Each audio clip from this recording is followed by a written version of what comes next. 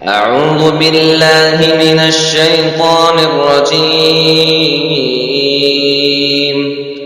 بسم الله الرحمن الرحيم. شهر رمضان الذي أنزل فيه القرآن هدى للناس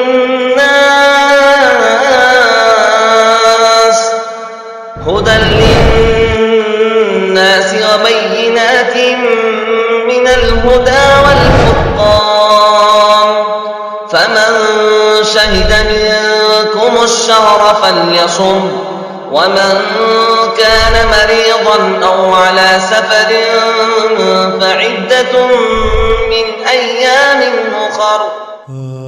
کہ نبی اپنی امت پر اتنا شفیق ہوتا ہے کہ اسے اپنے سے زیادہ اپنی امتیوں کی فکر ہوتی ہے. کشتی والوں کو ڈبو دیں گے آپ، اپنی بات نہیں کہی. ارے ہم کو ڈبو دیں گے آپ، ایسا نہیں کہا انہوں نے. کشتی والوں کو ڈبو دیں گے. سے پتا چلا کہ نبی اتنا ہمدرد ہوتا ہے امت کا، اتنا شفیق ہوتا ہے کہ اپنے سے زیادہ اسے امت کی فکر ہوتی ہے. بسم اللہ الرحمن الرحیم. قرآن حکیم کے 16ویں پارے کی تفسیر کا خلاصہ پیش کیا جا رہا ہے. پیچھے یہ بات بیان کی گئی، ایک فتنہ ہوتا ہے دین کا. اب آدمی دین کے فتنے میں مبتلا ہو جائے تو اس کا علاج کیا ہے تو بتایا گیا. وَاصْبِرْ نَفْسَكَ مَعَ الَّذِينَ يَدْعُونَ رَبَّهُمْ. نیک لوگوں کی صحبت. دین کے فتنے سے محفوظ رہنے کے لیے ضروری ہے کہ آدمی نیک لوگوں کی صحبت اختیار کرے. ایک اور ایک ہے مال کا فتنہ. وہ جو غیر مسلم دوست تھا، مسلم دوست کا اس کا ایک باغ تھا، وہ مال کے فتنے میں مبتلا تھا. تو جب آدمی مال کے فتنے سے اپنے آپ کو محفوظ کرنا چاہے تو اسے چاہیے کہ ماشاء اللہ لا قوت الا باللہ کہے، اللہ کا شکر ادا کرے. دین کے فتنے سے بچنا ہے تو نیک لوگوں کی صحبت، اور مال کے فتنے سے بچنا ہے تو اللہ کا شکر. اب آگے علم کا فتنہ بیان کیا جا رہا ہے. حضرت موسیٰ کھڑے ہوئے، اچھی تقریر کی. ایک آدمی نے پوچھا کہ آپ سے بھی بڑا کوئی عالم ہے دنیا میں؟ بولے نہیں ہے، میں ہی سب سے بڑا عالم. اللہ تبارک تعالیٰ کو یہ بات بہت بری لگی. کہا کہ میرا ایک بندہ مجموع البحرین پر رہتا ہے، جا کر مل اس سے، تجھے معلوم ہو جائے گا کہ علم کس کو کہتے. یہ علم کا فتنہ ہے. تو علم کے فتنے سے اگر کوئی آدمی محفوظ رہنا چاہے تو اس کا علاج تواضع ہے، انکسار. چھوٹا بنے، میں ہی سب سے بڑا عالم. تواضع اختیار ہے، چھوٹا بنے. اور آگے ذوالقرنین کا واقعہ ہے. وہ بادشاہ ہے. وہ آدمی اقتدار کے فتنے سے بچنا چاہے تو عدل کرے، انصاف کرے. آج انصاف کہاں ہے؟ سارے معاملات گڑبڑ ہو گئے، لہذا کائنات کے معاملات بھی اللہ نے گڑبڑ ہی کر دیے. تم سلجھا لو. اور یہاں معاملہ ہے کہ ڈور کو سلجھاتے بیٹھو تو ڈور اور الجھتی چلی جاتی ہے. ہمارا حال وہی ہے. اونٹ رے اونٹ تیری کون سی کل سیدھی؟ ہماری کوئی کل سیدھی نہیں. اللہ نے فرمایا جاؤ ملو ہمارے ایک بندے سے. یہ حضرت خضر. بعض لوگ یہ کہتے ہیں کہ نبی تھے اور انہیں ایسا علم دیا گیا تھا کہ ظاہر کے پیچھے کیا ہے اس کا علم انہیں ہو جاتا ہے. ہاں عجیب و غریب علم ہے. اسی وجہ سے اللہ تعالیٰ نے کہا ملدنی علما، اپنی طرف سے میں نے علم دیا تھا. یہ چیز ہے. یہ کوئی آدمی دیکھے تو اس کا ظاہر دکھائی دے گا، یہ دیوار ہے، آپ اس دیوار کو دیکھ رہے ہیں، لیکن حضرت خضر کو وہ علم دیا گیا تھا کہ دیوار کے پیچھے کیا ہے، وہ دیکھ لیتے تھے. کیا علم ہے! اسی وجہ سے اللہ تعالیٰ نے کہا ملتنی علم، میری طرف سے میں نے علم دیا تھا. اب بتائیے وہ کیسا ہوگا، اس کے علم کا کیا حال، سوچ ہی نہیں سکتے. گئے، السلام علیکم. وعلیکم السلام. کون؟ موسیٰ. کون؟ موسیٰ بنی اسرائیل. کیوں آئے آپ؟ قال له موسیٰ هل اتبعک، کیا میں آپ کے ساتھ رہ سکتا ہوں؟ بولے کیوں؟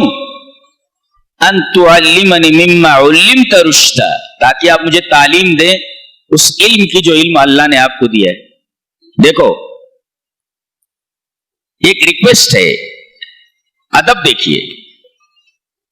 تو ایک اسٹوڈنٹ کو یہ تعلیم دی گئی کہ وہ معلم کا، ٹیچر کا احترام کرے،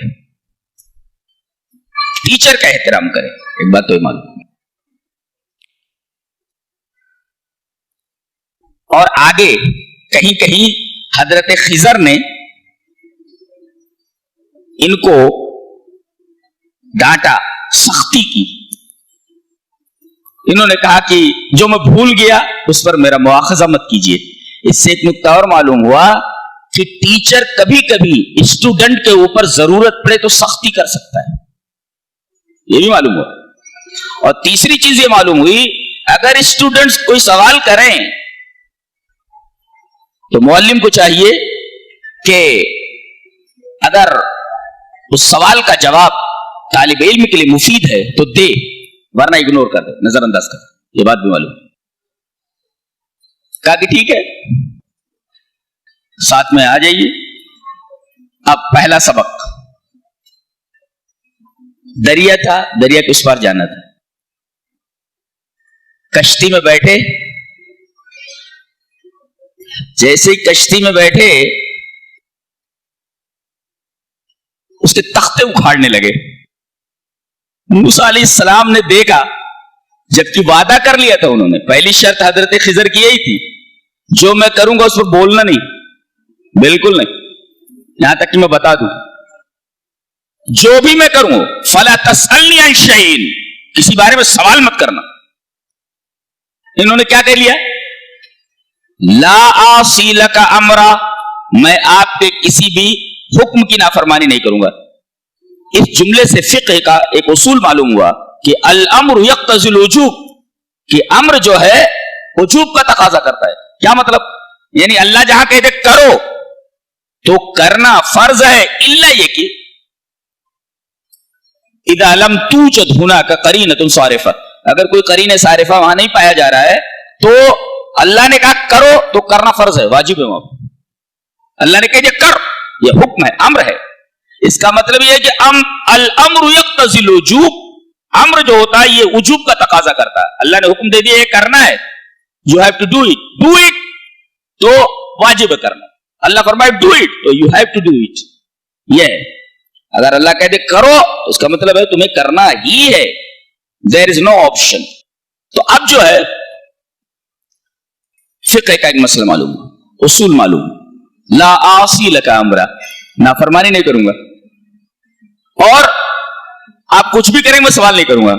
اب تختے جب اکھاڑنے لگے فوراً بول پڑے اخرقتها لتغرق اهلها لقد جئت شيئا امرا. یہ کیا کر رہے ہیں آپ تختے اکھاڑ رہے ہیں تاکہ آپ کشتی والوں کو ڈبو دیں. اس میں ایک بڑا پیارا نکتہ ایک مفسر نے بیان کیا ہے.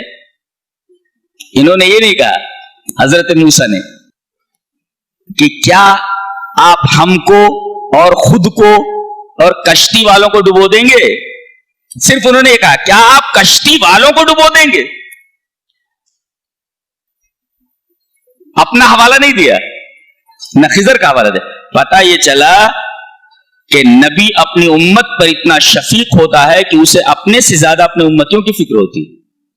کشتی والوں کو ڈبو دیں گے آپ، اپنی بات نہیں کہی. ارے ہم کو ڈبو دیں گے آپ، ایسا نہیں کہا انہوں نے، کشتی والوں کو ڈبو دیں گے. اس سے پتا چلا کہ نبی اتنا ہمدرد ہوتا ہے امت کا اتنا شفیق ہوتا ہے کہ اپنے سے زیادہ اسے امت کی فکر ہوتی ہے.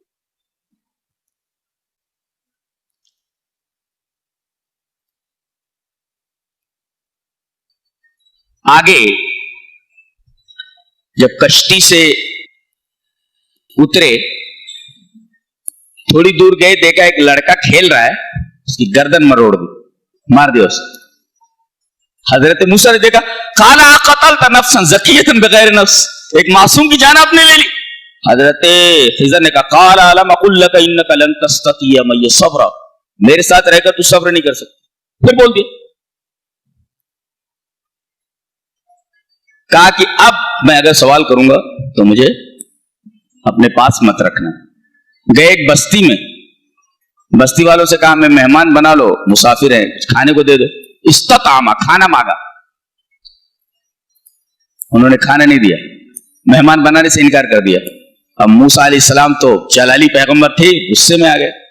بہرحال کسی طریقے سے بات کرنے کے بعد سو گئے. صبح جب چلنے لگے تو دیکھا گاؤں کی ایک دیوار, ایک مکان کی گرا چاہتی. اراد ان ينقض, تو حضرت خضر آگے بڑھے اور اسے سیدھا کر دیا. حضرت موسیٰ غصے میں تھے, قال لو شئت لاتخذت علیہ اجرا, آپ نے تو سیدھا کر دیا, پیسہ لے لیتے. قال لو شئت لاتخذت علیہ, پیسہ لے لیتے, آپ نے فری میں ایک دیوار سیدھی کر دی. حضرت خضر نے کہا, اب آپ میرے ساتھ نہیں رہ سکتے. جن چیزوں کے بارے میں تم نے سوال کیا ہے اس سوال کا جواب لیتے جاؤ. جی, انہوں نے سوال کا جواب دیا. کہا, یہ جو کشتی کے تختے میں نے اکھاڑے تھے, آگے ایک بادشاہ ہے, اچھی کشتی دیکھتا ہے تو لے لیتا ہے, غصب کر لیتا ہے. اس وجہ سے میں نے اس کو خراب کر دیا تھوڑا سا, کہ اگر دیکھے گا کہ ذرا خراب کشتی ہے تو جانے دے گا. اس سے ایک نکتہ ایک مفسر نے بڑا اچھا نکالا ہے. کہا, قد تصیبک ما تکرہ لیدفع عنک ما هو اعظم منہ. کہتا کبھی تمہارے اوپر کوئی مصیبت آتی ہے تو گھبراؤ نہیں, در حقیقت یہ مصیبت ذریعہ ہے, یہ کسی بڑی مصیبت کو دور کرنے والی ہے.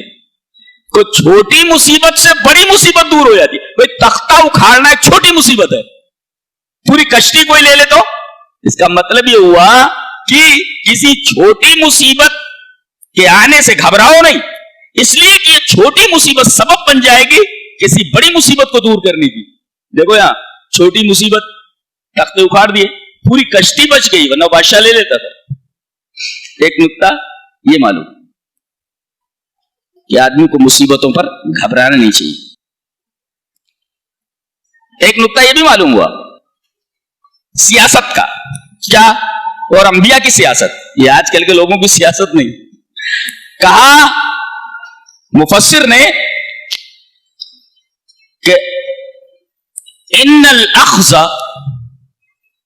باخف الضررین سیاست الانبیاء, کہ دو خراب چیزوں میں سے جو سب سے کم خراب ہو اس کو لے لینا یہ انبیاء کی پالیسی ہے, سیاست الانبیاء. اب دیکھیے دو تکلیف دہ چیزیں, ایک ہے کشتی کے تختے اکھاڑ دینا اور ایک ہے کشتی ہی چلی جانا. تو اب دیکھیں دو مصیبتوں میں سے چھوٹی مصیبت کون سی ہے, ہلکی مصیبت کون سی ہے؟ کشتی کے تختے اکھاڑ دینا. ایک ایک کشتی کا مکمل ہاتھ سے نکل جانا, بادشاہ لے لیتا. تو دو مصیبتیں سامنے, تو سب سے چھوٹی مصیبت یعنی تختے اکھاڑنا یہ قبول کر لیا. پتہ یہ چلا اخف الضررین کو لینا, دو مصیبتوں میں سے سب سے ہلکی مصیبت کو لینا سیاست الانبیاء ہے. یہ انبیاء علیہ السلام کی پالیسی ہے, ہمیشہ سے ان کا منہج اور ان کے پالیسی چلتی چلی آ رہی, ان کا طریق چلتا چلا آ رہا ہے. یہ کشتی میں جو لوگ کام کرنے والے تھے ان کے بارے میں اللہ نے فرمایا وَأَمَّا السَّفِينَةُ فَكَانَتْ لِمَسَاكِينَ يَعْمَلُونَ فِي الْبَحْرِ. یہ جو کشتی ہے یہ مسکین لوگوں کی ہے, یہ پراپرٹی کس کی ہے؟ مسکین لوگوں کی ہے. يَعْمَلُونَ فِي الْبَحْرِ, جو دریا میں کام کرتے ہیں. پتہ یہ چلا کہ مسکین وہ نہیں ہے جو گداگر بن جائے, لوگوں کے سامنے 10 سے سوال دراز کرتا پھرے, بھیک مانگتا پھرے. مسکین وہ جو کام کرے, اما سفینہ تو فکانت للمساکین یعملون فی البحر, مسکین وہ جو کام کرے, کام کرنے کے بعد بھی پورا نہیں پڑ رہا ہے, خرچہ 200 کا کماتا ہے 100, اب یہ زکات کا مستحق ہے. یہ نہیں کہ کام ہی نہ کرے, بتایا گیا کہ مسکین وہ جو کام کرے. دیکھو مسکین ہے لیکن دریا میں کام کر رہے ہیں, لیکن اتنا نہیں کما پا رہے ہیں کہ جس سے ان کی معاشی تنگی دور ہو سکے. ایک نکتہ یہ ملا, مسکین اس کو نہیں کہتے کہ جو بھیک مانگ رہا ہو اس کو بھیک دے دے, کام کریں اس کے بعد پورا نہ پڑے وہ مسکین, زکات سے ان کو دو. تو مسکین کی تعریف معلوم ہوئی.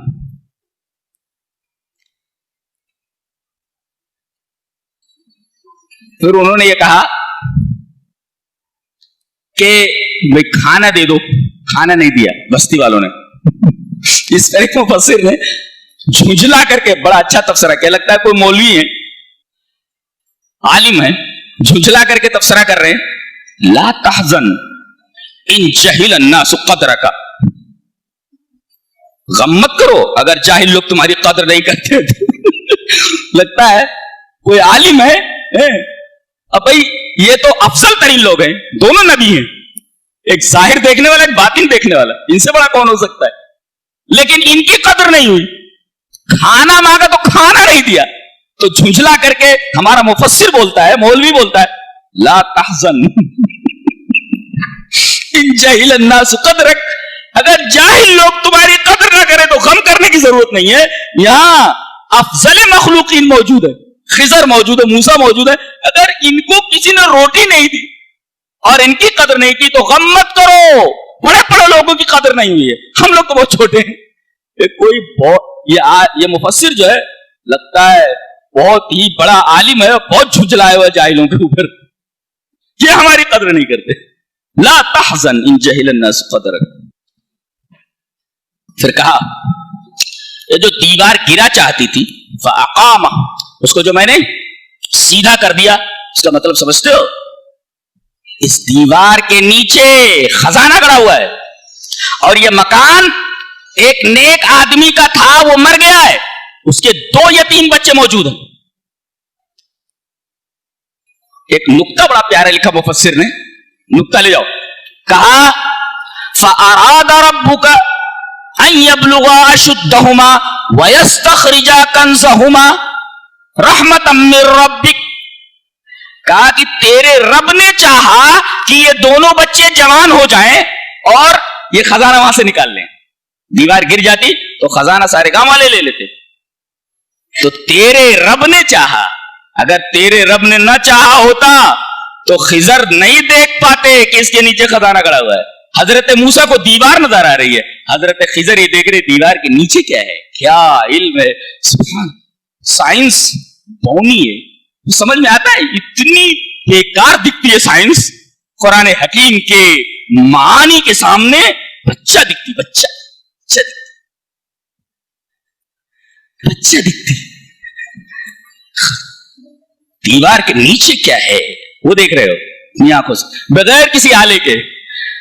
یہاں تو کوئی جرثومہ دیکھنا ہو, کوئی وائرس دیکھنا ہو, کوئی سیل دیکھنا ہو تو اس کے لیے مائکروسکوپ, مجہر کی ضرورت, دیکھتے کیا ہے کیا نہیں. کوئی مائکروسکوپ نہیں ہے, دیکھ لے رہے دیوار کے نیچے کیا ہے. اس کو علم کہتے ہیں, حقیقی علم کہتے ہیں. سائنس کے اندر یہ دم دیکھ سکے کہاں کیا ہے. جی فَأَرَادَ رَبُّكَ, رب نے ارادہ کیا کہ ان یتیم بچوں کو ان کے باپ کا دفن کیا وہ خزانہ مل جائے.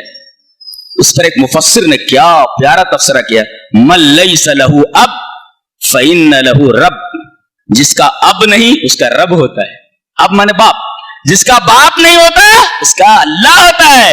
مَن لَيْسَ لَهُ أَبْ, جس کا اب مانے باپ, فادر. مَن لَيْسَ لَهُ أَبْ, جس کا اب نہ ہو باپ, فَإِنَّ لَهُ رَبْ, اس کا رب ہوتا ہے. ہم لوگ محاورہ بولتے رہتے ہیں, جس کا کوئی نہیں اس کا خدا ہوتا ہے, اللہ ہوتا ہے. بڑا پیارا تفسیر ہے. اسی وجہ سے اللہ نے کہا فَأَرَادَ رَبُّكَ.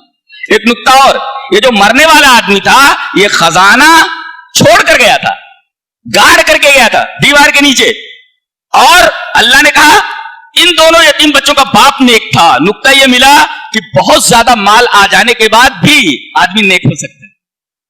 اکثر لوگ بگڑ جاتے ہیں. دیکھو ویستخرج کنزہما, مال والا آدمی پورا خزانہ گاڑ رکھا ہے, لیکن اللہ نے کہا کہ اتنا خزانہ ہوتے ہوئے بھی ایک آدمی ایسا گزرا جو نیک تھا. پتہ یہ چلا کہ مال ہوتے ہوئے بھی آدمی سیدھے راستے پر چل سکتا ہے. ضروری نہیں کہ مال آ جائے تو آدمی بگڑ ہی جائے, لیکن اکثر ایسا نہیں ہوتا. اکثر لوگ بگڑ جاتے ہیں, اکثر لوگ بگڑ جاتے ہیں. بڑے خوش نصیب ہوتے ہو کہ مال کثیر آ جانے کے بعد اس سیدھے راستے پر چلتے رہتے ہیں, کبھی اس دولت کو غلط جگہ استعمال نہیں کرتے. یہ ایک نکتہ ملا. نکتہ یہ ملا کہ باپ نیک تھا تو اس کی نیکی کی وجہ سے ان کے بچوں کو فائدہ پہنچا. اللہ نے فرمایا کہ وہ آدمی نیک تھا, اس وجہ سے میں نے ارادہ کیا کہ اس کے بچوں کو اس کا دفن کیا ہوا خزانہ مل جائے. نکتہ یہ ملا کہ نیکیاں نسلوں میں متوارث ہوتی. آدمی اگر نیک ہو تو اس کی نیکی کا فائدہ بچوں کو پہنچتا ہے. ایک مفسر نے حضرت عبداللہ ابن مسعود رضی اللہ تعالیٰ عنہ کو واقعہ نقل فرمایا, دل کو تڑپا دینے والا واقعہ ہے. کہتے ہیں کان عبداللہ ابن مسعود رضی اللہ تعالیٰ عنہ یقوم اللیل وینظر لابنہ وهو نائم ویقول من اجلک یا بنی ویتلو هذه الآیۃ ویبکی. یہ تفسیر ہے مفسر کا کہ حضرت عبداللہ ابن مسعود رضی اللہ تعالیٰ عنہ رات میں گھر میں تہجد پڑھ رہے ہیں. ایک بات بتاؤں, دعا مانگنی ہو تو رات میں تنہائی میں نماز پڑھنے کے بعد دعا مانگو. ہم لوگوں کی کیا عادت ہوگی, آمین آمین آمین, اے اللہ مجھے بیوی دے دے. امام صاحب کو بیوی نہیں ہے, اے اللہ مجھے بیوی عطا فرما, پیچھے بولتا ہے آمین. یعنی تجھ کو بھی چاہیے تھے کیا, 4 تو ہو گئے, 5ویں چاہیے, ایک ہے دوسری چاہیے, ایک کو تو سنبھال نہیں پا رہا ہے. تو آدمی خود اپنی حاجت اللہ کے سامنے رکھے, مجھے اللہ یہ چاہیے. ابھی بتاتا ہوں, آگے آ رہی سورہ مریم, کیا بات ہے, کیسے سورہ. تو یقوم اللیل, رات میں نماز پڑھ رہے ہیں, وینظر لابنہ, اور اپنے بیٹے کو دیکھ رہے کو, نائم سویا ہوا ہے. گھر میں نماز پڑھ رہے ہیں, بیٹا سو رہا ہے, اور بیٹے کی طرف دیکھ رہے ہیں, سوتے ہوئے بیٹے کو. ویقول, اور کہہ رہے ہیں من اجلک یا بنی, اے میرے بچے یہ نماز میں تیرے لیے پڑھ رہا ہوں. اللہ, یہ نماز میں تیرے لیے پڑھ رہا ہوں. اور وہ اس آیت کو تلاوت کرتے وکانا ابوہما صالحا, اور روتے رہتے کہ باپ اگر نیک ہو تو اس کی نیکی کا فائدہ بیٹے کو پہنچتا ہے. تو اے میرے بچے میں تیرے لیے نماز پڑھ رہا ہوں تاکہ میری اس نیکی کا فائدہ تجھے پہنچے. کتنے باپ موجود ہیں اس طریقے کے جو اس لیے عبادت کرتے ہیں, نیکیاں اخلاص کے ساتھ کرتے ہیں تاکہ ان کے بیٹوں کو اس کا فائدہ پہنچے. بڑے بڑے بادشاہ گزر گئے, بیٹے بھیک مانگ رہے تھے اس روئے زمین کو, نیک نہیں تھے وہ لوگ. بچوں کو ان کے خزانوں سے کوئی فائدہ نہیں پہنچا, نیکیوں کا فائدہ پہنچتا. اس میں ایک پیغام ملا ہم کو, ہم اپنے بچوں کے لیے نیکیاں چھوڑ کر کے جائیں. ہم کیا کرتے ہیں, اتنا بیلنس چھوڑ دو لڑکے اور لڑکی کے لیے کہ ان کو مستقبل میں کسی چیز کی تکلیف نہ ہو. دولت جانے میں 5 منٹ نہیں لگتا. آدمی گھوڑے سے گدھے کے اوپر آ جاتا ہے, تخت سے فٹ پاتھ کے اوپر کھڑا کر دیا جاتا ہے. یہ ہے قل اللہم مالک الملک توتی الملک من تشاء وتنزع الملک ممن تشاء. حکومت دیتا چھین لیتا ہے, دولت دیتا چھین لیتا ہے. جب چاہے کان پکڑ کر کے فٹ پاتھ کے اوپر لا کر کھڑا کر تخت تاج. آج ہم ڈرتے ہیں فلاں پارٹی آ گئی تو ہمیں تکلیف پہنچ سکتے. نہیں, لا ما کتب اللہ لنا, اللہ نے ہمارے لیے جو لکھ دیا ہے سو ہونا ہی ہے. وہ اگر ہم نے غلط کیا ہے تو ہمارے کرتوتوں کی سزا ملنے والی ہے, اور ہم اچھے ہیں تو دنیا لاکھ سازشیں کر لے, ہمارا کچھ نہیں بگڑ سکتی. تو مسئلہ یہ نہیں کہ ہم انہیں دیکھیں, مسئلہ یہ ہے کہ ہم اپنے آپ کو دیکھیں. ہم کیا ہے, دوسروں کی پھٹی میں ٹانگ اڑا رہے, دوسروں کو دیکھ رہے, ارے یہ ہو رہا ہے یار. ارے تو اپنے آپ کو دیکھ, تو کون ہے. مسئلہ یہ نہیں ہے کہ سامنے والا کون ہے, مسئلہ یہ ہے کہ تم کون ہو. یہ دیکھو, جب آدمی یہ سمجھ لے میں کون ہوں تو پھر ڈرنے کی ضرورت نہیں, پھر اللہ ہمارے ساتھ. اہم یہ نہیں کہ تم کہاں ہو, اہم یہ ہے کہ تمہارے ساتھ اللہ ہے یا نہیں ہے. اگر اللہ ہمارے ساتھ ہے ہم کو کسی سے ڈرنے کی ضرورت نہیں. الحمدللہ قرآن کتنی تسلی دیتا ہے, نہیں کیا باتیں کرتا ہے. دنیا کی کوئی کتاب ایسی بات کر سکتی ہے؟ سوال ہی نہیں ہے, بات ہی نہیں کر سکتی اس طریقے سے.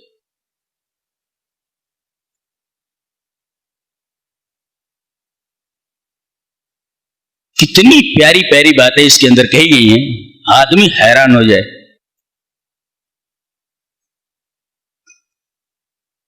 اس کے بعد ذوالقرنین کا واقعہ بیان کیا جا رہا ہے. ذوالقرنین کے بارے میں طلبہ بیٹھے ہوئے ہیں، اسٹوڈنٹس ہیں، سمجھ میں آ جائے اس وجہ سے میں مختصر اس پر گفتگو کر دیتا ہوں. اس کا لقب ہے ذوالقرنین. عرب رومی زبان میں اس کو، یا ہیبریو میں، عبرانی زبان میں اس کو خورس کہتے، خورس، اور عرب اس کو کیخسرو بولتے. بیت المقدس پر جب بابل کے بادشاہ بخت نصر نے حملہ کیا تھا اور پورے بیت المقدس کی یروشلم کی اینٹ سے اینٹ بجا دی تھی اور تمام لوگوں کو پکڑ کر کے بابل لے گئے، ظلم کی چکی میں پیس رہے تھے بیچارے سے یہودی. اللہ تعالیٰ نے اس ذوالقرنین کو تیار فرمایا، بہت عادل بادشاہ. اس نے بابل کے اوپر حملہ کیا اور بخت نصر کو قتل کیا اور یہودیوں کو اس کی قید سے نجات دلائی اور دوبارہ لا کر کے بیت المقدس میں یروشلم میں آباد کیا. یہ وہی ہے ذوالقرنین، بہت عادل بادشاہ گزرا ہے. اللہ تبارک و تعالیٰ نے اس کے 3 سفر ذکر فرمائے، 3 مہمیں، 3 سفر. ایک مغرب کی طرف، ایک مشرق کی طرف، ایک شمال مشرق کی طرف. شمال مشرق کی طرف جب گیا تو یہی سد بنایا اس نے. سد یہ کہاں تک پہنچا؟ یہ قفقاز تک پہنچا، داغستان کا ایریا ہے قفقاز. قفقاز کو اگر دیکھنا ہو جغرافی میں تو بحر کیسپین جو ہے، کیسپین سی اور بلیک سی، کیسپین سی اور بلیک سی، ان دونوں کے بیچ میں ہے یہ ایریا قفقاز. قفقاز کا ایریا ہے. اور یہیں پر اس نے وہ سد بنائی. یاجوج ماجوج ادھر آ جاتے تھے اور متمدن آبادیوں کے اوپر حملہ کرتے تو لوٹ مار کرتے تھے. یہ جب وہاں پہنچا تو لوگوں نے کہا کہ یاجوج ماجوج ادھر سے آ جاتے ہیں یہ درے سے اور ہمارے اوپر حملہ کرتے ہیں، بہت تکلیف پہنچاتے ہیں. تو وہ درہ اس نے بند کر دیا. ایک انجینئر کو چاہیے کہ وہ قرآن حکیم کی آیات جو اس ٹیکنک کے بارے میں ہے وہ پڑھیں، حیرت زدہ رہ جائیں گے. وہ سد کیسے بنایا اس نے کہ ادھر سے یاجوج ماجوج نہ آ سکے. ایک انجینئر حیران ہے. اس پر میرا ایک آرٹیکل ہے، بہت پہلے میں نے اس کے اوپر ایک آرٹیکل لکھا تھا کہ قرآن حکیم اور باریک انجینئرنگ، اس کے اوپر میں نے ایک آرٹیکل لکھا تھا آیت کریمہ کی روشنی میں. تو اس نے وہ سد بنایا. یہ سد کہاں ہے؟ دربند اور داریال کے بیچ میں، داغستان کا ایریا، قفقاز کا، بحر کیسپین اور بلیک سی کے درمیان، داریال اور دربند کے درمیان اس نے یہ پوری بند اور سد بنایا اس نے، تاکہ یاجوج ماجوج سے نہ آ سکے. یہ کب کا ہے؟ میرا خیال ہے کہ ذوالقرنین 539 قبل مسیح، حضرت عیسیٰ علیہ السلام سے 539 سال قبل کا ہے. حضرت عیسیٰ علیہ السلام سے کتنے سال پہلے ہے؟ 539 سال پہلے ہے یہ ذوالقرنین. اور میرا حافظہ اگر غلطی نہیں کر رہا ہے تو 1794 میں ایک روسی سیاح نے اس سد کی، یہ جو بیچ میں سد لگائی گئی تھی، اس کی تصویر بھیجی تھی. اور ایچ والڈ نے، ایک مورخ ہے، تو اس نے ایچ والڈ نے جو ہے اس کا ذکر کیا ہے اپنی کتاب کے اندر. اور 1904 کے اندر پروفیسر جیکسن نے جا کر کے وہاں معائنہ کیا جا کر کے اس دیوار کا، تو دیکھا کہ وہ جو دوہری دیوار تھی، وہ دوہری دیوار تو ختم ہو چکی ہے، ایک اہری دیوار جو ہے اس کے بعد حصے بھی قائم ہے. یہ اس بند کی تفصیل ہے، اور وہ بادشاہ کون تھا اس کی تفصیل ہے، اور اس کی کتنی مہمت تھی وہ میں نے بتایا. مشرق مغرب یہ جو سد کا واقعہ پیش آیا، یاجوج ماجوج ادھر آ جاتے، یہ شمال مشرق کی طرف مہم تھی. اور اس نے وہاں پہنچ کر کے ان لوگوں کے کہنے کے مطابق، لوگوں کے کہنے کی وجہ سے وہاں ایک سد بنائی تاکہ لوگ آ نہ سکے، یاجوج ماجوج نہ آ سکے. یہ یاجوج ماجوج کون ہے؟ آج لوگ قیاس کے گھوڑے دوڑاتے رہتے ہیں، روس ہے، امریکہ ہے، ایسا کچھ بھی نہیں ہے، بلکہ ہر باتیں قرآن حکیم کی اپنے وقت کی منتظر ہیں. وقت آئے گا تو پتہ چل جائے گا یاجوج ماجوج کون ہے. اس وقت وہ ایشیا کا جو شمال مشرق کا جو علاقہ ہے اس پر یہ آباد تھے. ایشیا کا شمال مشرقی علاقہ، وہاں یہ آباد تھے. اب کون ہیں؟ وقت آئے گا اس وقت اللہ تبارک تعالیٰ بتا دے گا کہ یہ کون. بات چیت قرآن حکیم کی اپنے ظاہر ہونے میں وقت کی منتظر ہے. وقت آئے گا بات ظاہر ہو جائے گی. ابھی سے اس میں سر کھپانے کی ضرورت نہیں.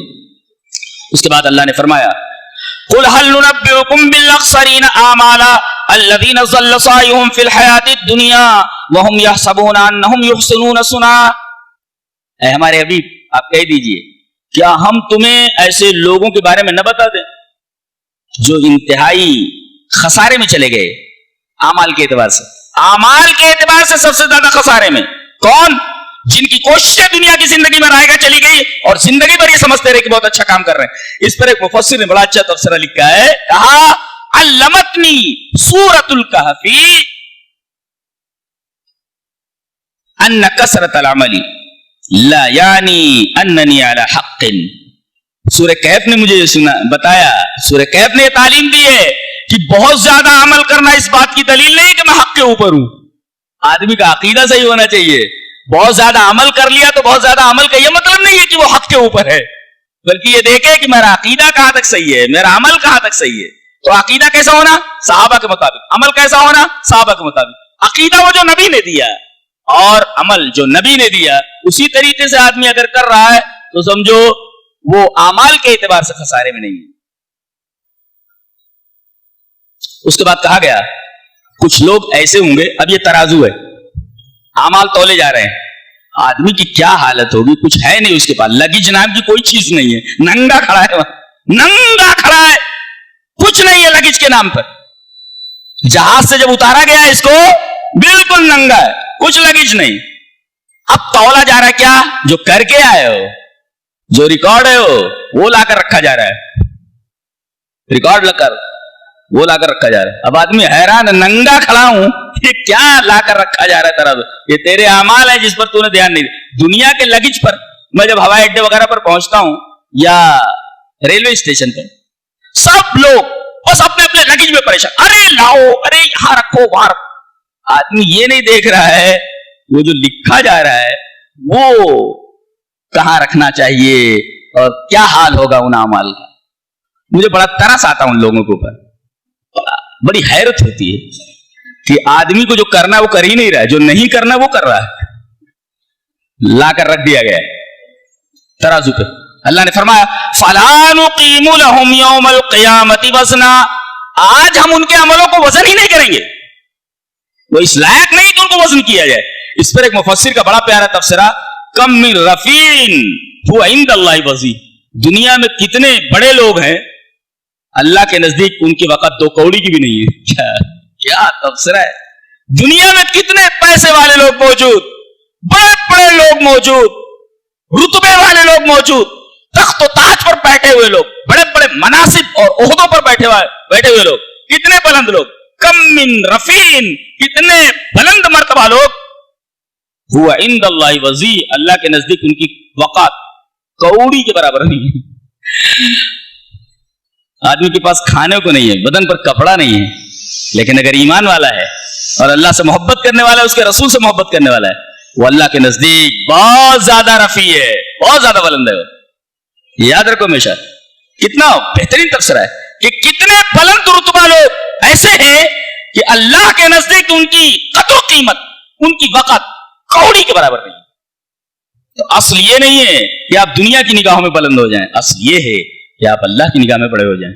یہ کمال ہے. دعا, جانتے ہیں تمام مصیبتوں سے بچنے کے لیے صرف ایک ہی ہتھیار ہے, دعا. دعا کا طریقہ بتایا گیا. سورہ مریم, کاف ہا یا عین صاد, ذکر رحمت ربک عبدہ زکریا اذ نادى ربه نداء خفيا قال رب إني وهن العظم مني واشتعل الرأس شيبا ولم أكن بدعائك رب شقيا وإني خفت الموالي من ورائي وكانت امرأتي عاقرا وقد بلغت من الكبر عتيا. کیا اسٹائل ہے بولنے کی, اللہ دیکھ رہے ہیں آپ, الف الف کا قافیہ آ رہا ہے, شاعر حیران ہو جائے. وہ دبا کے قلم رو پڑے, کاف ہا یا عین صاد, ذکر رحمت ربک عبدہ زکریا اذ نادى ربه نداء خفيا قال رب إني وهن العظم مني واشتعل الرأس شيبا ولم أكن بدعائك رب شقيا وإني خفت الموالي من ورائي وكانت امرأتي عاقرا وقد بلغت من الكبر عتيا. کلام ہے یار, کلام. اللہ وجدان محک اٹھے، وجدان محک اٹھے. کلام کہا گیا کاف آیا ان صاد، کیا مطلب ہوا؟ کچھ نہیں. ایک مفسر اس کے اوپر تبصرہ کرتا ہے، کاف آیا ان صاد کے کیا مطلب بولتا ہے، تبصرہ کرتا ہے. مجھے بہت پسند آیا، شاید آپ کو پسند آئے. تبصرہ پیش کرتا ہوں. رسالۃ لعقولنا ان تسلم بما جاء به الشرع مما تقصر عن ادراکہ عقولنا.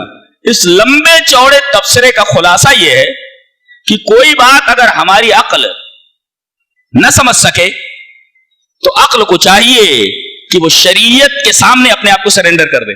یہ مطلب ہے اس کا. پتہ یہ چلا کہ عقل بہت ساری باتیں نہیں سمجھ پاتی، اسے چاہیے کہ جو بات سمجھ میں نہ آئے اپنے آپ کو شریعت کے حوالے کر دے. نقل معصوم ہے، عقل معصوم نہیں ہے. نقل غلطی نہیں کر سکتی، عقل غلطی کر سکتی. لہذا جو غلطی کر سکتا ہو، جو غلطی نہ کر سکتا اس کے سامنے سرنڈر ہو جائے نا، سیدھا سا مسئلہ ہے. اچھا ایک نکتہ بتایا گیا، جتنی تعظیم آپ تمام آیتوں کی کریں گے جو سمجھ میں آ رہی ہیں، اتنی تعظیم آپ کاف ہا یا عین صاد کی بھی کریں گے کہ نہیں کریں گے؟ اتنی تعظیم کریں گے نا آپ. تو جو سمجھ میں آ رہی ہے اس کو بھی اتنی عزت دینی ہے، اور جو نہیں سمجھ میں آ رہی ہے اس کو بھی اتنی عزت دینی ہے. تو کاف ہا یا عین صاد کا مطلب سمجھ میں نہیں آ رہا ہے. پیغام یہ ہے کہ شریعت کے سامنے عقل کو سرنڈر ہو جانا چاہیے. اس لیے کہ شریعت جو بتاتی ہے ضروری نہیں کہ عقل اس کو سمجھ سکے. جو نہیں سمجھ پا رہی ہے وہ اپنے آپ کو نقل کے حوالے کر دے. عقل کو چاہیے کہ نقل کے حوالے کر دے، شریعت کے حوالے. بہت اچھا تبصرہ ہے. دعا دیکھو، دعا میں بہن ایک بات بولتا ہوں. ایک آدمی جوانی کے عالم میں، بہت غور سے سنو، جوانی کے عالم میں غریب ہے، پریشان حال ہے اور معذور ہے، ہاتھ پیر سے کمزور ہے، بدن کے اعتبار سے بھی کمزور ہے. کسی سخی کے پاس جاتا تھا جب تھوڑا جوانی کا عالم تھا، اور وہ سخی اس کو دے دیتا تھا. اب یہ کمزور ہے ہاتھ پیر کے اعتبار سے، بوڑھا ہو گیا ہے. اب جا کر کے بولتا ہے کہ میں جب توانا تھا، جوان تھا، تمہارے پاس آتا تھا تو تم مجھے دیتے تھے. اب میں بوڑھا ہو گیا ہوں اور وہی حالت میری اب بھی ہے. بتاؤ وہ سخی انکار کرے گا؟ کچھ نہ کچھ ضرور دے گا. حضرت زکریا کا جو انداز دعا ہے وہ یہی ہے. میرا تو دل جو گھبرا رہا ہے. لو کاف یا عین صاد ذکر رحمت ربک عبدہ زکریا اذ نادى ربہ نداء خفیا. چپکے چپکے مانگ رہے ہو، مانگنے کا طریقہ بتایا گیا. قال رب انی وهن العظم منی واشتعل الراس شیبا ولم اکن بدعائک رب شقیا. ذوف ظاہری اور ذوف باطنی دونوں کمزوریوں کو ذکر فرمایا. ذوف باطنی، اللہ میری ہڈیاں کمزور ہو گئی. ہڈیاں اندر ہوتی ہیں نا، یہ اندرونی کمزوری ہے. اللہ میری ہڈیاں کمزور ہو گئی. واشتعل الراس شیبا، میرے بال سفید ہو گئے. یہ ظاہری کمزوری ہے. ذوف ظاہری اور ذوف باطنی دونوں کا حوالہ دیا. اے اللہ میری ہڈیاں کمزور ہو گئی جو اندر ہیں. اے اللہ میرے بال سفید ہو گئے جو ظاہر ہے. ظاہر بھی کمزور ہو گیا، باطن بھی کمزور ہو گیا. وَلَمْ أَكُنْ بِدُعَائِكَ رَبِّ شَقِيًّا. تو اس سے مانگ کر کبھی محروم نہیں رہا میں. جوان تھا، توانا تھا، تو جو مانگا تو نے دیا. اب تو میں بہت بوڑھا ہو گیا، میری ہڈیاں کمزور ہو گئی. جب جوانی کے موسم میں نے تجھ سے مانگا تو نے کبھی مایوس نہیں کیا. اب تو میں بہت کمزور ہو گیا ہوں.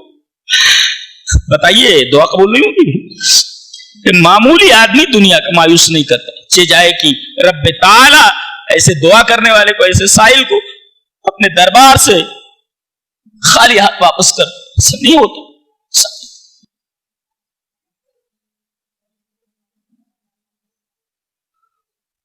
یہ مانگنے کا انداز بتائے گا. اللہ جوان تھا، مانگا، جوانی کے عالم میں تو مجھے دیتا رہا. اب میں بوڑھا ہو گیا ہوں، پہلے تو دیتا رہا ہے، اب تو کمزور ہو گیا، اب تو اور زیادہ مستحق ہوں. میرے رب مجھے اور دیتے اللہ. جوانی میں آدمی کم مستحق ہوتا ہے، بڑھاپے میں اور مستحق ہو جاتا ہے. کیا مانگ رہے ہیں؟ بیٹا مانگ رہے ہیں، یہ بوڑھے ہیں اور بیوی بانج ہے. ایک مفسر نے اتنا پیارا تبصرہ کیا ہے، کہتا ہے الذی یؤمن بقدرتی یغرب فی دعوتی، جو اللہ کی قدرت پر ایمان رکھتا ہے نا وہ دعا بھی بڑی عجیب مانگتا ہے. مفسر کیا بولتا ہے؟ الذی یؤمن بقدرتی یغرب فی دعوتی، جو اللہ کی قدرت پر یقین رکھتا ہے کہ وہ کتنا بڑا قادر ہے تو دعا بھی بہت عجیب و غریب مانگتا ہے. بیوی بانج ہے اور جوانی کا موسم گزر چکا ہے، کہہ رہے بیٹا چاہیے بیٹا چاہیے. اچھا نکتہ سمجھ رہے ہیں آپ؟ یہ بوڑھے ہو گئے ہیں، اب دنیا سے چلے جائیں تب دنیا سے چلے جائیں، یہ بیٹا کیوں مانگ رہے ہیں؟ اس کا مطلب یہ ہے کہ یہ دنیا کے لیے بیٹا نہیں مانگ رہے ہیں، اس لیے کہ جب تک بیٹا پیدا ہو گئے بوڑھے ہیں، بیٹا جب تک جوان ہوگا تب تک یہ لوگ دنیا سے جا چکے ہوں گے، تو یہ بیٹا کیوں مانگ رہے ہیں؟ اس کا جواب آگے وَإِنِّي خِفْتُ الْمَوَالِيَ مِنْ وَرَائِي، اے میرے رب میں اپنے پیچھے اپنے رشتے داروں سے مطمئن نہیں ہوں. کیوں؟ کس بارے میں مطمئن نہیں؟ کہ وہ دین کا کام کریں گے. اللہ دین کا کام کرنے کے لیے بیٹا چاہیے. اللہ لوگ دعا بھی مانگتے ہیں تو دین کے لیے مانگتے ہیں، انبیاء بیٹا بھی مانگتے ہیں تو دین کے لیے مانگتے ہیں کہ دین کی خدمت کرے. تو بیٹوں کو دین کی طرف لگاؤ، دین کی راہ میں لگاؤ. کیونکہ ان کو کیا فائدہ پہنچنے والا ہے؟ پیدا ہوا بچہ صرف پریشانی کے سوا کچھ نہیں ہے. جب تک جوان ہوگا تب تک لوگ دنیا سے جا چکے ہوئے، بڑھاپے میں کیوں مانگ رہے ہیں اولاد؟ پتہ ہے چلا دین کے لیے مانگ رہے ہیں. کیوں؟ وَإِنِّي خِفْتُ الْمَوَالِيَ مِنْ وَرَائِي، وجوہ بتائے گئے. ایک وجہ تو یہ کہ میں اپنے رشتہ داروں سے اپنے بات مطمئن نہیں ہوں کہ یہ دین کا کام کریں گے، لہذا مجھے تیرے دین کا کام کرنے کے لیے بیٹا چاہیے. اللہ نے کہا تیری دعا قبول کر لی گئی. بانج عورت ہے اور تم بوڑھے ہو چکے ہو پھر بھی تمہاری دعا قبول کی جاتی ہے. کیا شان ہے اللہ. محبت کر لو اللہ سے، سارا مسئلہ حل ہو جاتا ہے. کیا کرنا ہے؟ صرف اللہ سے پیار کر لینا ہے، اللہ سے محبت کر لینا ہے. دنیا میں بہت سارے لوگوں سے پیار کرتے ہیں، لڑکا لڑکی سے کرتا ہے، میاں بیوی سے کرتا ہے وغیرہ وغیرہ، لیکن ایک پیار کوئی کسی سے نہیں کرتا. ایک ہے اللہ سے محبت کر لو، بس سارے معاملات حل ہو جاتے. دعا کیسی کرنی چاہیے آپ کو معلوم ہے؟ آمین آمین کہتے رہے تو آمین آمین خالی ٹھیک ہے، وہ آمین آمین کہتے رہو آپ، لیکن دعا کا جو سلیقہ ہے کہ آپ سوچ بھی نہیں سکتے کیا کیا اللہ دے سکتا ہے. دعا کا یہ طریقہ ہے، یہ طریقہ ہے. اور اللہ سے جب کوئی چیز مانگو تو بڑی چیز مانگا کرو. چھوٹی چیز کیا مانگنا؟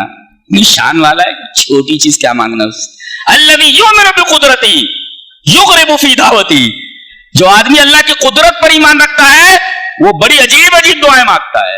مجھے بڑھاپے میں بچہ چاہیے، بیوی بانج ہے تب بھی بچہ چاہیے. دیتے ہیں نا، دے دیتے.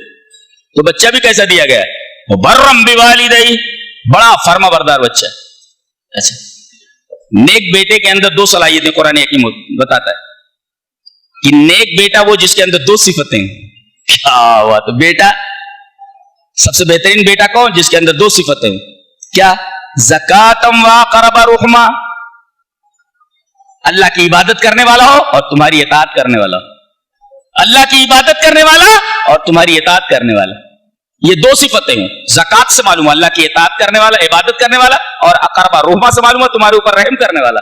بتایا چلا کہ اللہ کی عبادت کرنے والا اور تمہاری اطاعت کرنے والا، یہ بہترین بیٹے کے دو اوصاف بیان کیے گئے. اور برن، اپنے ماں باپ کے بڑے فرما بردار. کون؟ حضرت یحییٰ. اللہ نے کہا کہ ان کا نام رکھو یحییٰ. ایک مفسر نے بڑا اچھا تبصرہ کیا ہے وہ برن پہ. البار لا يموت میتۃ السوء، جو اپنے ماں باپ کا فرما بردار ہوتا ہے وہ بری موت کبھی نہیں مرتا. گاڑیاں دے دی جاتی ہے، موٹر سائیکلیں دے دی جاتی ہے اور منمانی چلاتے ہیں، اس کے بعد ٹکڑے ہو جاتے ہیں، ٹکڑے ہو کر کے ہوا میں بکھر جاتے ہیں. جی ٹکڑے ہو کر ہوا میں بکھر جاتے ہیں. جی ایسا ہوتا ہے کہ نہیں ہوتا ہے؟ موٹر سائیکلیں دے دی گئی، گاڑیاں دے دی گئی، ٹکڑے ہوئے، ہواؤں میں بکھر گئے. بری موت سے بچتا ہے کون؟ جو ماں باپ کا فرما بردار ہوتا ہے. البار لا یموت میتۃ السوء، یہ سعید ابن مسیب کا تفسیر ہے، بہت بڑے عالم تابعی. اپنے ماں باپ کا فرما بردار بچہ کبھی بھی بری موت نہیں مرتا. البار لا یموت میتۃ السوء، بری موت نہیں مرتا.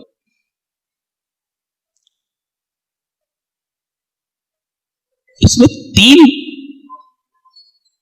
واقعے ہیں، حضرت زکریا کا، حضرت مریم اور عیسیٰ کا اور ابراہیم کا. حضرت زکریا نے بیٹا ماں کا بیٹا دے دیا گیا. حضرت حنا جو مریم کی ماں ہے انہوں نے کہا تھا کہ اے اللہ میں بچہ پیدا ہو تو تیرے دین کے لیے, تو لڑکی پیدا ہوئی مریم. اور پھر حضرت مریم سے عیسیٰ علیہ السلام پیدا ہوئے جو نبی, سب دین کا کام کرنے کے لیے.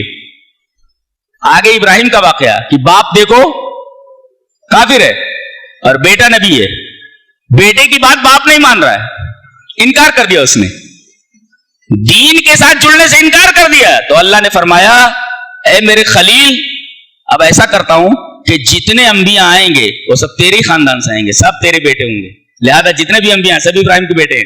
جی باپ نے دعوت قبول نہیں کی, باپ نے دعوت قبول نہیں کی ابراہیم کی, تو اللہ نے فرمایا میرے خلیل جتنے بھی انبیاء آئیں گے سب تیری نسل سے, سب تیرے بیٹے ہوں گے. یہاں تک کہ نبی کریم صلی اللہ علیہ وسلم فرماتے ہیں میں ابراہیم کا بیٹا ہوں.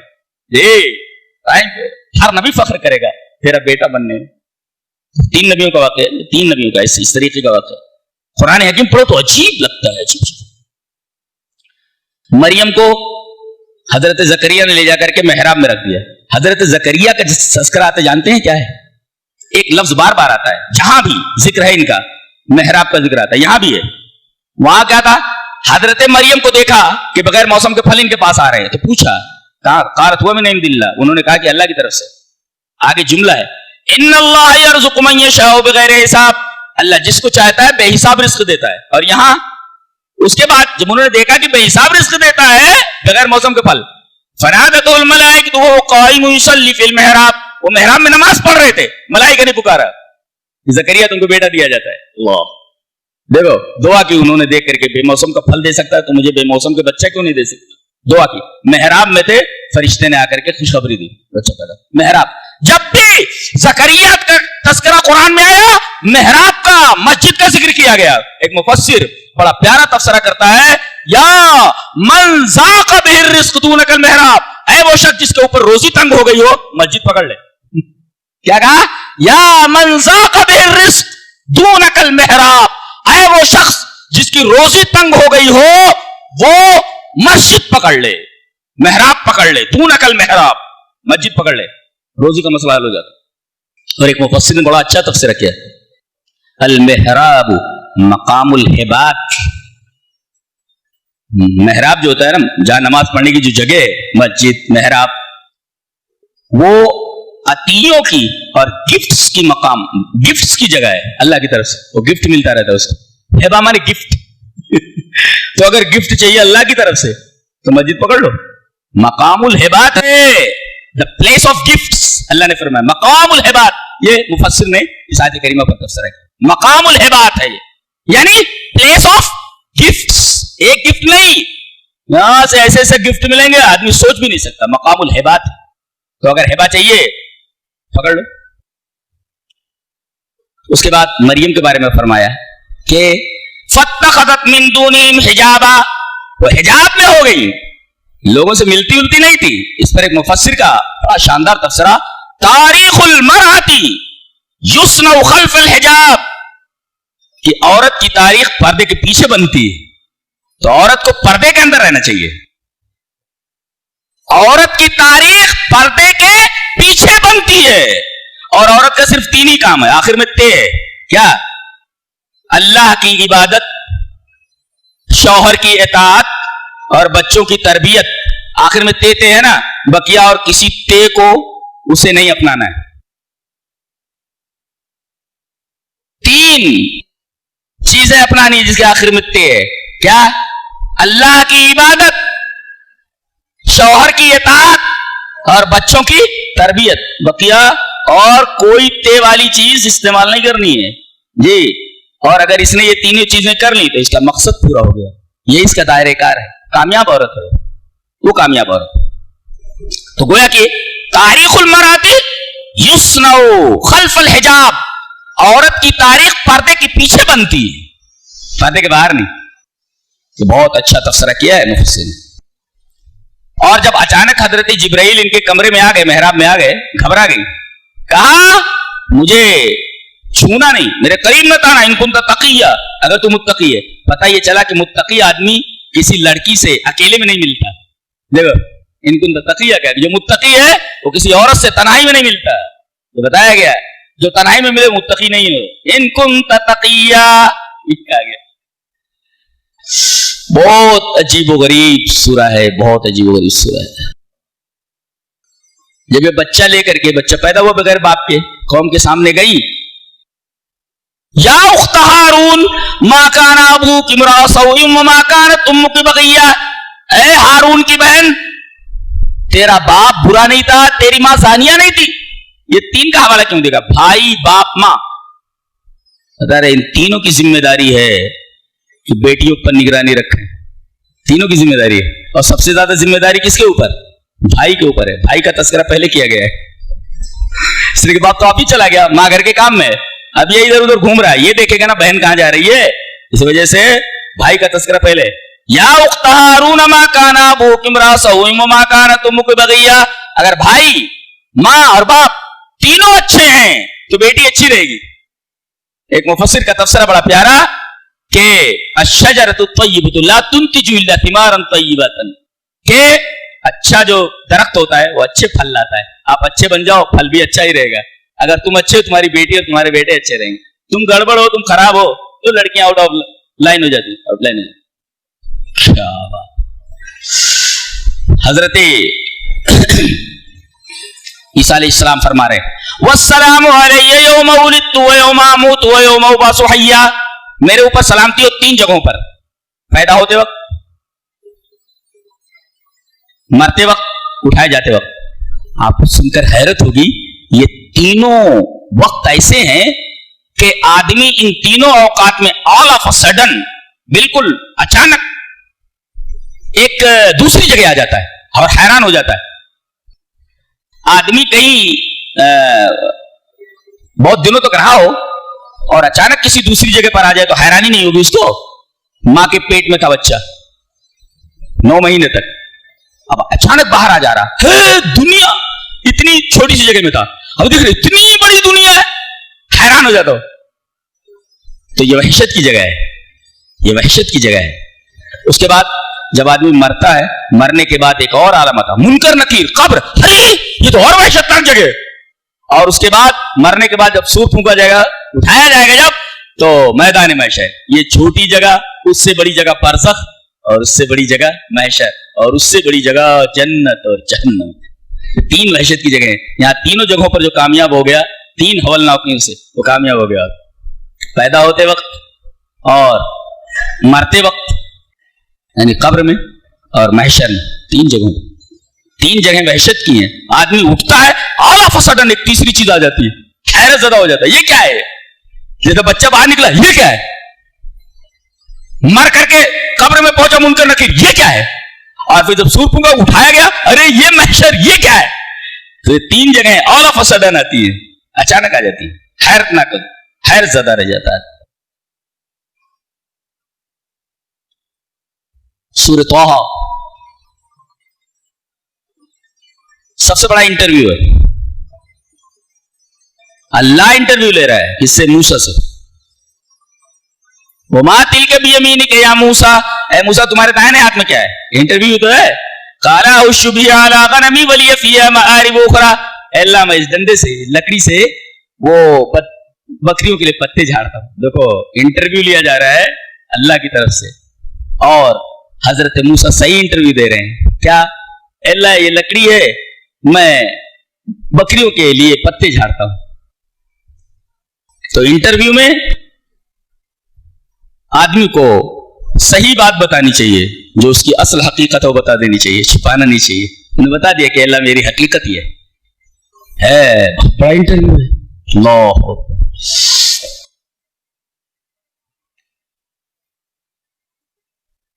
उसके बाद अल्लाह ताला ने फरमाया कि ये जो बछड़ा है सामिरी, एक सामिरी था नाम का आदमी, मुनाफिक था, वो बनी इसराइल के साथ लग गया था। हजरत मूसा कोई तूर पर चले गए, जिम्मेदारी दे दी हारून को, अपने बड़े भाई को, कहा देखते रहे कौन बहुत नालायक है। और ये सामरी ने क्या कि एक बछड़ा बना लिया सोने का, चंदे ले लेकर के, عورتوں سے ہیں. عورتوں سے اگر دین کے بارے میں کچھ مانگا جائے دل کھول کر کے دیتی ہیں.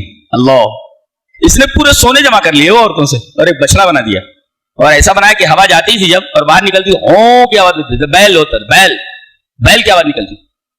کہتا تھا یہ تمہارا معبود ہے, ہذا الہکم و الہ موسیٰ, یہ تمہارا معبود ہے, موسیٰ کا بھی معبود یہی بولتا تھا. نہ بڑا نالائق. اور ان کی غیر موجودگی میں سب کو گوشالہ پرستی میں مبتلا کر دیا. گائے کی پوجا کرنے لگے, سب کے سب بچڑے کی پوجا کرنے لگے. حضرت ہارون نے کچھ بولنا چاہا تو قتل کرنے کے در پہ ہو گئے, وہ خاموش ہو گئے. حضرت موسیٰ جب آئے معلوم ہو چکا تھا کہ ایسا ایسا ہے, لیکن آنکھوں سے نہیں دیکھا تھا. جیسے آنکھوں سے دیکھا تورات کی تختیاں ہاتھوں سے گر پڑی اس سے, اور فوراً اپنے بڑے بھائی کا بال پکڑ لیا اور داڑھی پکڑ لی. کیا ہے قوم کہاں چلی گئی, تجھ کو میں نے نگراں بنایا تھا. قال یا ابن ام لا تاخذ بلحیتی ولا براسی, اے میری ماں کے بیٹے. میں نے کہا بھیا ایسا مت کر, اے میری, اس کا مطلب ہے کہیں کوئی ایسی سچویشن آ جائے ماں کا حوالہ دے تو بھائی ذرا خاموش ہو جاتا ہے.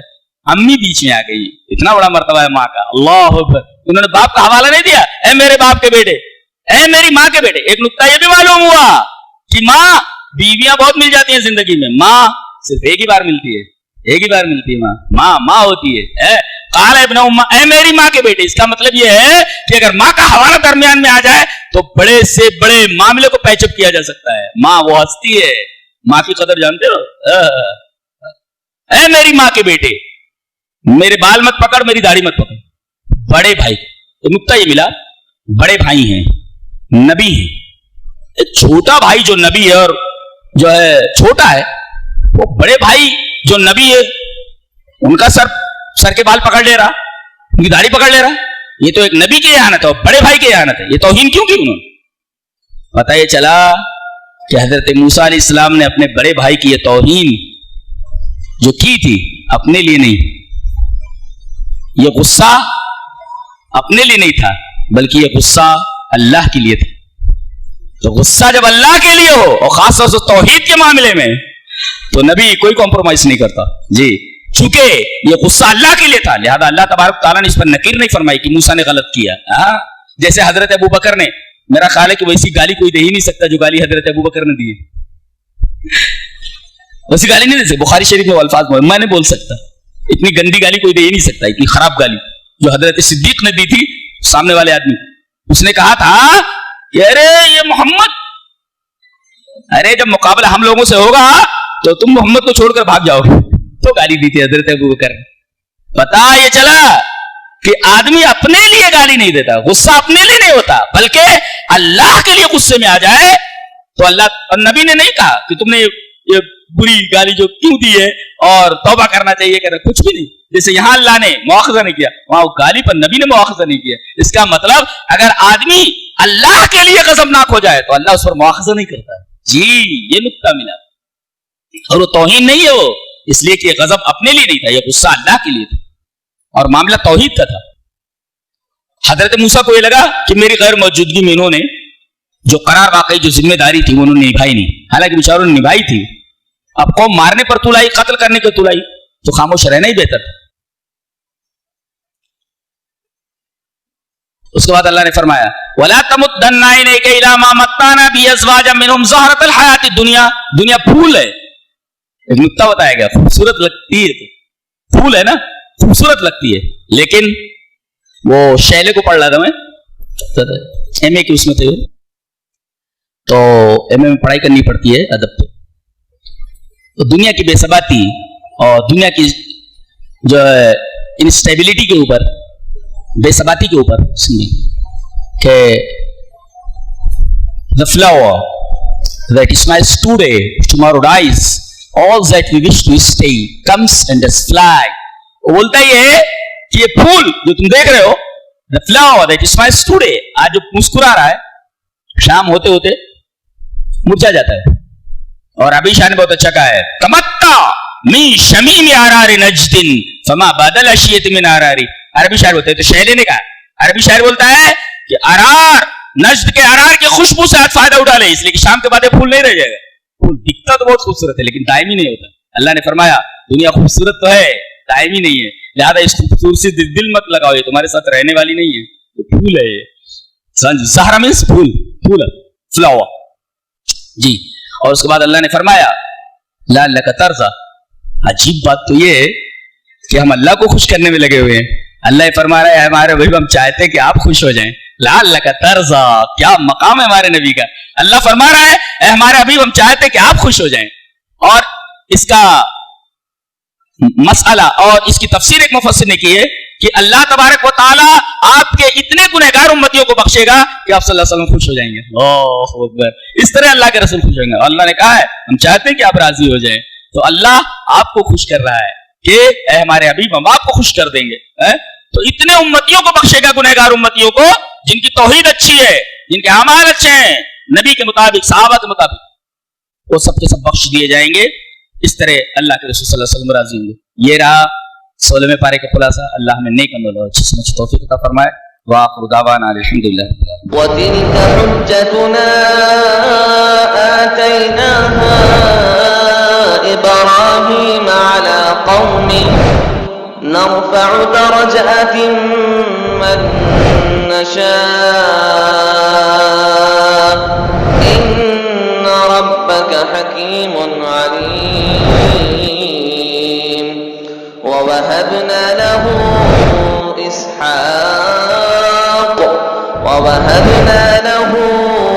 إسحاق ويعقوب كلا هدينا ونوحا هدينا من قبل ومن